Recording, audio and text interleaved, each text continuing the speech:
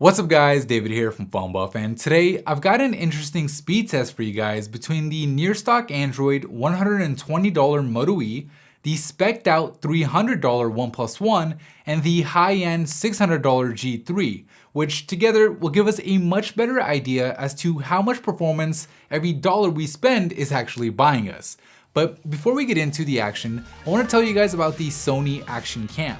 So, like its name implies, the Action Cam is made for very actiony situations, from the slopes and the rapids to racetracks and bike trails.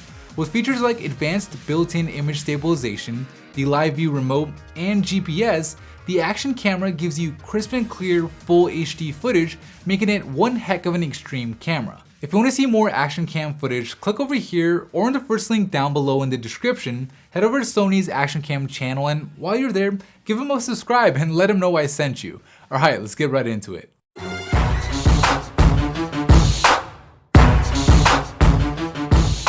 Alright, so as always, all phones are coming off a fresh reboot and are connected to the same Wi-Fi network.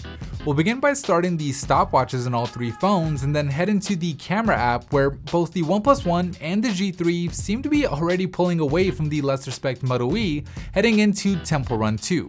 So it's at this stage in the speed test where we've often seen devices that get off to a slow start make a comeback, but in the case of the Moto E, that doesn't look like it's going to happen, as the OnePlus One and the G3 are both now a full app ahead of it, finishing up loading Photoshop Touch and moving on to Score Mobile. As far as separation goes between the OnePlus One and the G3, there really isn't all that much, with the OnePlus One hanging on to a split-second lead heading into the final obstacle in the browser test. As they load up the Mobile Verge site, the Moto E seems to be falling even further behind, with its weaker hardware struggling on Score Mobile.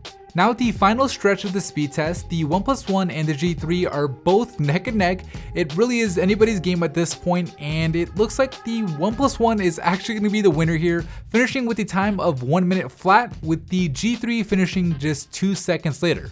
So looking over at the Moto E, you can see that it's just barely getting into the full Verge site, which does take a while, so I'll go ahead and fast forward this part and you can see it finishes with a time of 1 minute and 35 seconds. Okay, so what did we learn here? Number one, the OnePlus One is just a ridiculous deal at $300, outperforming a phone that costs twice as much.